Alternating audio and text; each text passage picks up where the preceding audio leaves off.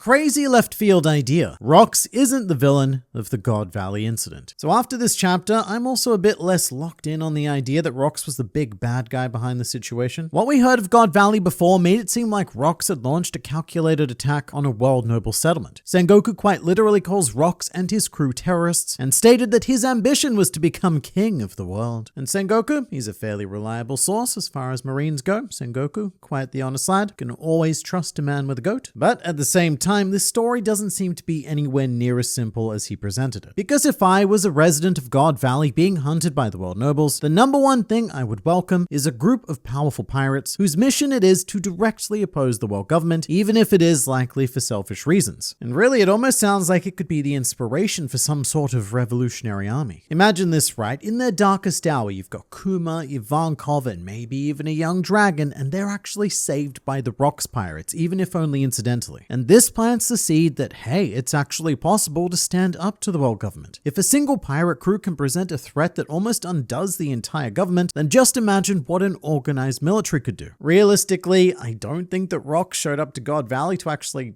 help anyone on the island. And if this event is something that happens every 3 years like clockwork, then he was almost certainly planning to use this as an opportunity to strike the world government, which again is very much the kind of thinking that the Revolutionary Army uses, just in service of a more, how shall we say, compassionate ideology. But this is One Piece, so we could be completely subverted here. Personally, I think it would definitely be nice if there was a bit more to Rox and, scary evil man who wanted to rule the world. I mean, he is a member of the D-Clan, so something destiny related is certainly happening here. And moreover, it would go on to make Blackbeard a more complex character as well, as he is the assumed inheritor of Roxas's will. Something is telling me we are going to see a young marine dragon saving Ivankov, Kuma, and Jinny. I really like this idea. If Garp's desires for Luffy and Ace are anything to go by, then he would have been pretty heavy-handed about getting his son into the Marines. And Dragon is also a fair bit older than Kuma. Dragon is 55, whilst Kuma is 47. Maybe he's 47? I don't know. That's a good question. Are we still counting how old he is, even though his mind may have long since left this world? At the very least, what we can say is that Kuma's flesh sack, or what's left of the flesh sack, a lot of it's metal now, whatever it is it's 47 years old. But with an 8-year head start in this situation, Dragon could be enlisted as a rookie Marine by now. In which case, perhaps he gets sent to Godvalley after Rox as a bit of an attack, or maybe Dragon was already there as part of the World Noble Slaughter Games, and then witnessed the atrocities that the world government were committing, which of course were fully supported by the Marines. So Dragon says to himself, mate, that's just not cricket, and takes it upon himself to save a group of slaves. For argument's sake, we'll say that the names of these slaves are Kuma, Ivankov, and Jinny. Then together they flee and probably live in a bush somewhere for a bit, remembering that most of them are still children, and eventually they grow up to form the Revolutionary Army together. The better question is, did Dragon know about the Nika fruit? This is indeed a good question. I don't know about better, I think that's presumptuous, but it's still good. In the previous video, I asked if Kuma knew about Luffy's devil fruit due to the Vegapunk connection, but Dragon, of course, is also besties with Vegapunk. He was even on the snail phone to Shaka when the Straw Hats arrived on Egghead Island. However, Dragon is a very private man. In the end, for me, everything comes back to Ivankov. If he didn't tell Ivankov about Luffy, then it's hard to see him having told Vegapunk. Also, it's entirely possible that Dragon himself didn't even know that Luffy was a devil fruit user until much later in life. Post Logtown, he definitely does, but Dragon had seemingly nothing to do with Luffy during his childhood. So as far as his timeline with Luffy goes, it's pretty much child born and then skip to Logtown. That might have been the first time Dragon found out about Luffy's devil fruit. And I also want to take this opportunity for a very rare moment of Dragon appreciation, because he has always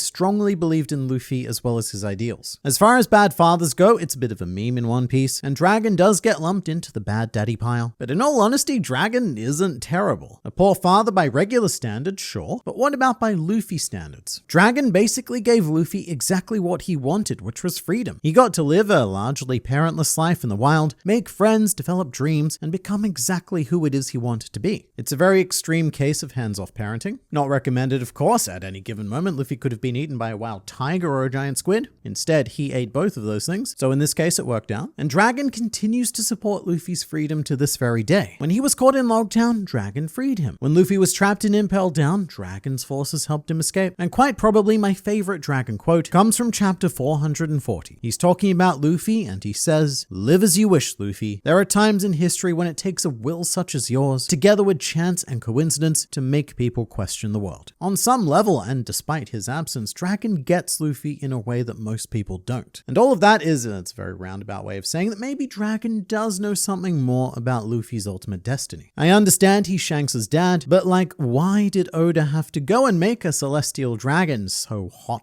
Well, look, Garling isn't exactly the first one. 800 years of only 20 families breeding with each other has led mostly to abominations like Charlos, but you also have the occasional gem slip out of the mine, like Doflamingo and Rocinante. And you know what? Even Homing was a relatively decent looking guy, just a bit of an off-fashion sense. Also, most, if not all of the world noble women are also inexplicably hot like Saint Shalria. You might not remember this, but she is actually Saint Charlos' sister. How? How did that happen? And it's even more evident when you compare their live-action actors in the One Piece premiere show. Somehow they brought Charlos perfectly into reality. A reality that no one asked for, but they did it. However, awkward thing now. Remember that Saint Charlos at the time of Sabati had a total of 8 wives. And throughout the course of his life, he's had at least 13. Probably more. Many more. And it's implied that most, if not all of these wives were, unwilling is putting it lightly, but saying the actual thing is going to get the video demonetized, so we're going to stick to unwilling. But this may be where the injection of decent looking genes comes from. But then again, I also imagine that the world nobles would want to keep their bloodlines pure, which brings up the classic question of, do half nobles exist? Because surely with their colossal wagon of lowborn wives, some kidlets are inevitably going to be brought into existence. And that makes me think of Garling again, because he doesn't act like the world nobles. He's not hideous, he doesn't wear the bubble, and most of all, he's not utterly useless. In fact, he's very much the opposite. He is stupidly powerful, apparently. So Garling is clearly separate from them in some way, but still also kind of on their level, allowed to serve as a god's knight, but perhaps not able to fully embrace the lifestyle of a pure world noble. What if when Whitebeard said his scars ache seeing Shanks' face, he was talking about Garling? We've brought this up before, but I think it definitely bears repeating, especially now. In chapter 434, Whitebeard said a thing. When I look at your face, it makes my scars ache. The scars I got from him.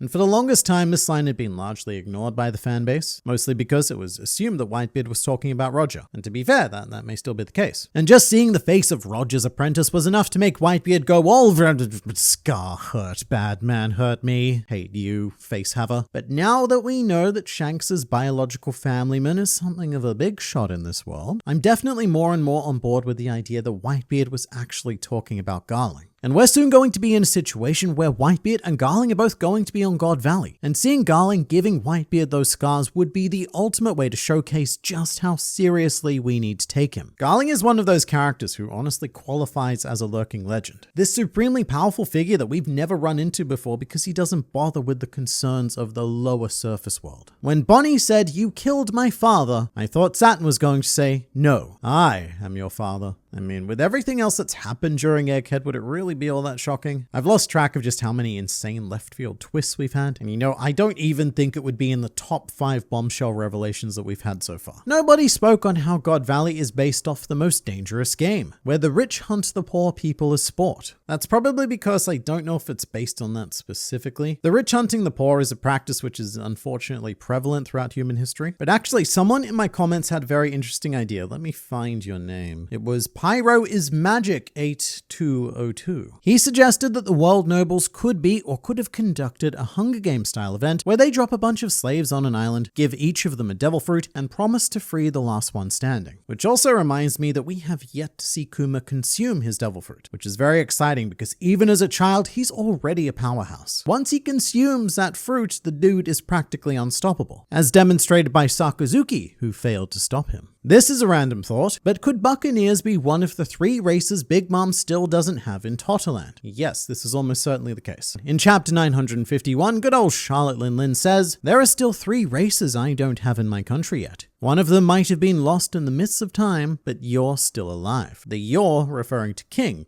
being a Lunarian. And so my impression when I first read this was that the race lost in the midst of time were the Lunarians. Big Mom thought they were gone, and then turns out there's a King. Which makes sense because this is probably the first time she's actually met King. Kaido recruited him after leaving the Rocks Pirates, and sure, there are bounty photos, but that's kind of why King covers himself up. He's got to protect his Lunarian image. But looking back on it, Big Mom could also be referring to the Buccaneers. But I guess that depends on how common the knowledge is that Kuma was one of them. It's hard to tell because the characteristics of the Buccaneer race are big, like really big dudes. And that is very not helpful because that describes half the cast of One Piece. I mean, Big Mom herself meets the definition of a Buccaneer, which would explain both her size and strength. And Blackbeard also fits, which is something that we can almost never say about Blackbeard. But he's massive, both in terms of height and width. It's also mentioned in the chapter that Buccaneers committed a crime in the past, which of course evokes thoughts of Zunesha, the elephant who committed a crime and was sentenced to walk the planet forever, and Buccaneers clearly associated with Joy Boy, so perhaps Joy Boy's crew consisted of a Buccaneer, a Lunarian, and an elephant. Hence why they were systematically purged and or punished by the world government for their horrendous crimes during the Void Century. Crimes which probably consisted of making people happy. It looked to me like Saturn transferred the damage from the stab over to Sanji. Yeah, right. I've seen this idea floating around a bit. There's now an idea that Saturn took Bonnie's stab on purpose so that he could repurpose the damage. Damage redirection is a power that does commonly pop up at least once in most long-running shonen, and it's not even unprecedented in One Piece. Basil Hawkins had a similar ability where he could transfer damage dealt to him to his particular voodoo targets. But this Saturn thing is all because of the panel order. Saturn attacks Sanji and then his stab wound heals. And also Saturn does imply that he maybe wanted to be stabbed or at the very least had no concern over being stabbed. Although given the way that Sanji was holding his head afterwards, I think we might be reading into things a bit too much. It looks more like Saturn may have tried to do the same head explodey technique on Sanji, but he was too powersome, so Sanji was just flung back. Or both could be true. I'd actually really enjoyed if damaging Saturn somehow only made him stronger, because then we would need a much more creative solution for dealing with him. And that would be the true test of Luffy. Definitely not strength, that's not a good test because he's really good at punching hard. Generally, it's the thinking that gets him. How in the world was Kuma conceived? So these are the sorts of questions that we just try not to ask in One Piece. Kuma was quite the mega babby, whilst his mother was a very non-mega woman. I would go so far as to say regular. And this often comes up with Shirahoshi as well. How in the world did Otohime produce a Shirahoshi? And the common thought is that Otohime and Neptune reproduce via eggs, which I guess a goldfish does, so fair enough. But in this case, Kuma's mother probably didn't lay an egg. And this discussion tends to also lead into Oden and Toki somehow being able to make Momonosuke and Hiyori, to which I ask how, because you look at them side by side and it just does not work. It would be like trying to fit a Sea King through your screen door. It's just not going to work. Jinny is looking a little too much like Sarasa. That was my first thought as well, honestly. In the recent batch of Hunter x Hunter chapters, we were flung into a very sudden flashback of a certain well-known group, and among that group was a little girl named Sarasa, who we'd never heard of before. Strange, much mystery. And you can immediately tell that she's gonna die. But also because it's Hunter x Hunter, you can tell that she's gonna die quite brutally as well. And so when I saw Jinny, my stomach sank because I've still got this Sarasa trauma. But something else about Jinny is that she is double cursed. If she is indeed Bonnie's mother, then not only does she have the flashback curse, but also the mother curse. You could not say destined to die any clearer than that. And something I should also correct is that it's not confirmed that Ivankov and Jinny are siblings. Jinny uses the word Aniki to describe him, which does mean older brother, but is often used to describe non-biological relationships as well. So we'll have to see for confirmation on that relationship. If anything, Bonnie is a clone of Jinny that was raised by Kuma. This is also something that's crossed my mind, even though I really don't like going too deeply into thoughts like this because it's not the simplest solution. And the simple solution, even in the most complex stories, is often the most correct one. But in the current climate of One Piece, it could happen. Jinny could die tragically on Godvalley or even later, and Kuma could have started working with Vegapunk because he heard about the Mads cloning and figured, well, what if we could just grow ourselves a new Jinny? Or maybe there's a Powerpuff Girls style accident where we're trying to make our Jinny, but then whoops, some Big Mom DNA gets knocked in, and we have a Bonnie. I saw some people saying Jinny is Crocodile.